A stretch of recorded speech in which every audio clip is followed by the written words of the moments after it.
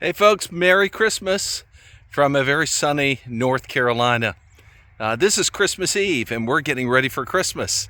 So I'm going to do two things. I'm going to be showing you, well, the promised car that I've been working on, and also take a peek at the Christmas gift ready to go. So let's take a look and come on in, and Merry Christmas. We're going to have a little sneak peek at some gifts and stuff. So first up, this is our 1968 Airstream Overlander, and it's 26 feet. I've done a special on this, or a kind of look at this a couple years ago. It was a project. And there's a lot of little projects that I did on this, but mostly we're getting ready to reveal Christmas gift. And you've all seen a sneak peek of that in my last vlog, so I won't go through that.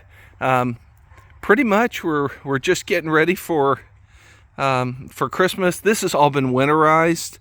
I put glycogen through the whole system. Of course, your freshwater tank is up here, but we've got a hot water tank back there. It takes up way too much glycogen, so we're getting to do that. Also, getting ready to do a couple projects on this one. We're going to be tinting all these windows with a mirror finish, and second of all, we're going to be working with a pull-out tool to try and get those dents out of there from a door flying open at some point in its history.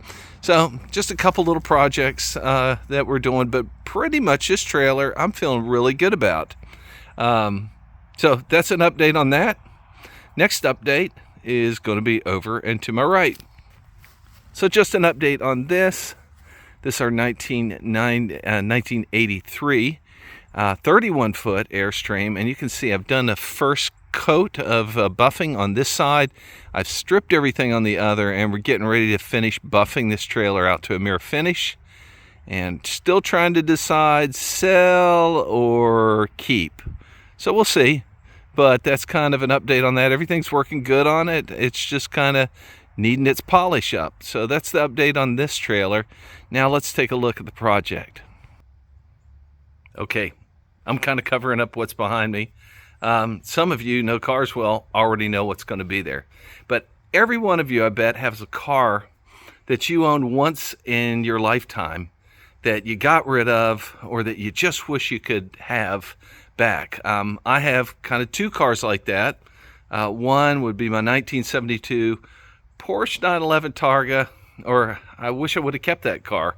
Turns out an air-cooled Porsche is worth a lot more than I sold it for at the time, but I really couldn't keep two classic cars because the other one is behind me. So when I was 15 for my birthday, back in West Virginia, my dad had been listening to something I'd been saying. I saw this car parked out by my high school. I'd seen it there several times, thought it was very cool. It was a convertible. I didn't know what it was because, I was 14 or something. So talking about it, and when I turned 15, or getting ready to turn 15, I'd said to my dad, hey, that car, I've mentioned is got hit by someone, and they damaged the door, and they got a for sale sign on it. So it wasn't too much longer. The car wasn't there any longer, and it was gone. So no more thought about it until a week or so later when my birthday occurred, and I came out, and out in front of the house was this car. So we're going to take a look at it. My dad gave it to me finally when I was about 40, but it has been garage kept since I was 15. Okay, that's been a while. That's been a little while. So it's never been really in the rain. And I'm going to give you a little update of what I'm doing to it and how I got myself in trouble. So maybe some of you can lend some insight on what you would do if you had this car and had the same problem. So, okay, I'll flip it around and we'll take a look. So here we are. This is my 1969 Camaro Rally Sport convertible. It's never been restored. I'm sorry, it's dusty and the garage is all messy. And I thought I would get both those done, which is why this video was a little late. And then I just decided, I'll keep it real. Who cares? It is what it is. But this car's a runner, and it's never given us much problem. We've only had the transmission ever rebuilt. It's got about 86,000 miles on it, and that's all original. Original interior, original exterior. It's had a poor paint job done when I was 15 because we repaired the driver's side door, had to replace it, and we had to fix the quarter panel there. And oh, look at the ding-a-ling. I left a broom laying on it. Why would I do that? Oh well. So yeah, this quarter panel, had to get a Chevy quarter panel put into that. Door be redone. Floor pans in the back were rusted out. Had to put new metal in there. But the rest is all original. Of course, the wheels aren't the original. There's some kind of Trans Am wheel. And I've just covered up the Firebird with a Chevy emblem, because that looks better than the metal wheels, which I do have. I mean, I've got everything. I've got the original air conditioner compressor. I got the original alternator. Those are in boxes.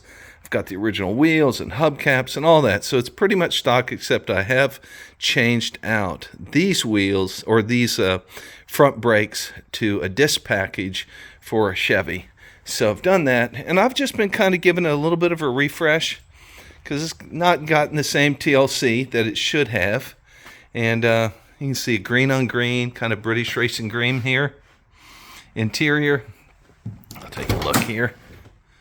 Yeah, the dash is curled up, but it's not cracked. And I'm not going to touch it. And the seats are not cracked. And the carpet is not original. That's something I had to replace out, and replace the floor mats with, well, there were no floor mats, so I put in these Rally Sport ones. Gives a nice look. Okay, so we're not going to go deep diving on this car, except just to kind of show it to you. So it's a pretty old girl. Have never given it her name, but what I've done, I replaced all the trunk seals recently, all the door seals, been replacing those, and I thought, I'll just go ahead and flush the coolant system on this car, because who knows when it was done, and replace the thermostat, and just kind of do a couple little things as I was changing oil. And I'm going to show you where I'm at with the problem. And okay, well, we'll look at it. So here's the engine. There's my original air cover filter, and you can sort of see the makings of, this is a 350 turbo.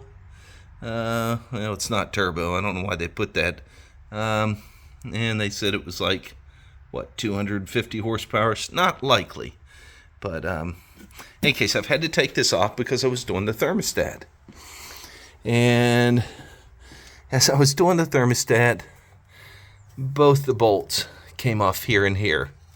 And you'll notice that I've got this kind of build up of putty, mainly so that I can soak what's left of these bolts, which sheared off under my thermostat dome.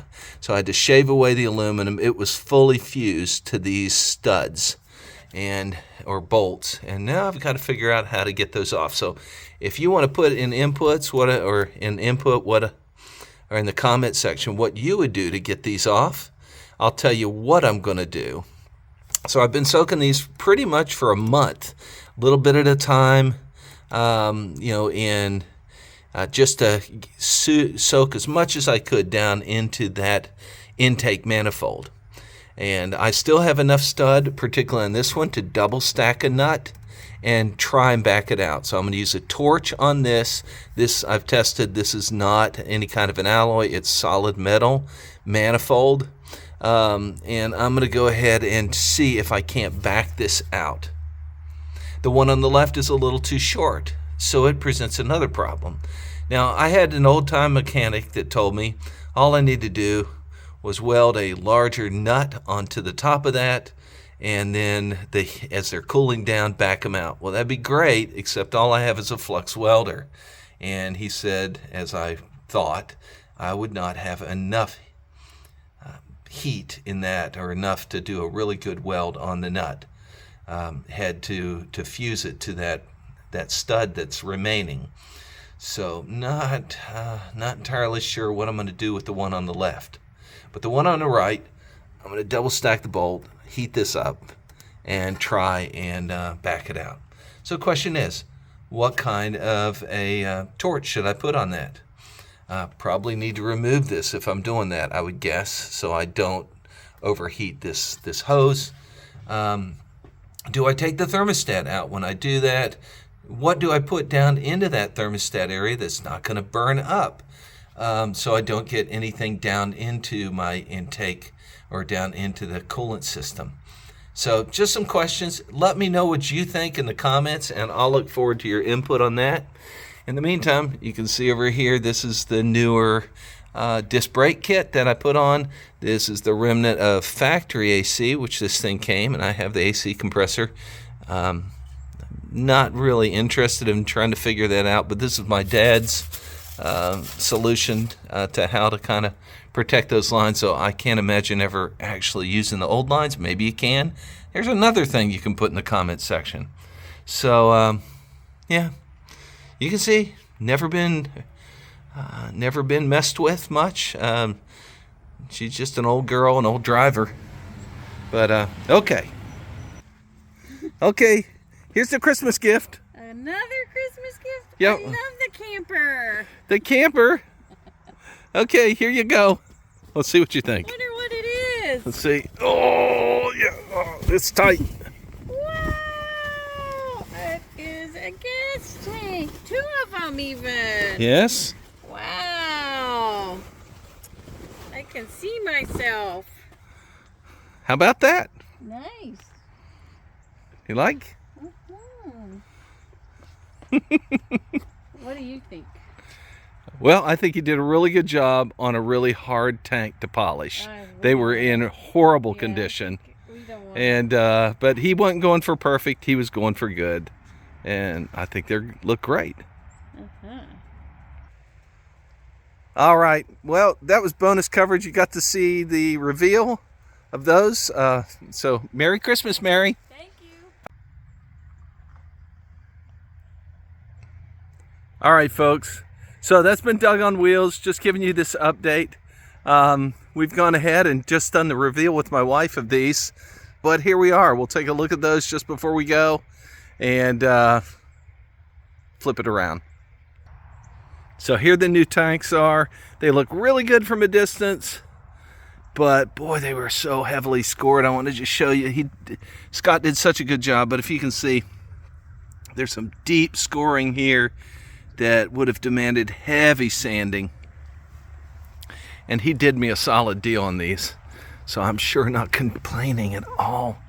You can see here's another deep scratch right here, right there. But other than that, and some additional little TLC that the top is going to take on this tank. Boy, that's hard to say. They're ready to go. All right. Well, listen, pray you have a wonderful and Merry Christmas. And from my family to yours, God bless you. And I look forward to hearing from your comments. Say, if you haven't, why don't you think about subscribing or at least liking this video, just so I know that you're out there and know that someone's watching and someone's interested in this. So it's been Doug on Wheels, and from our family to yours, Merry Christmas.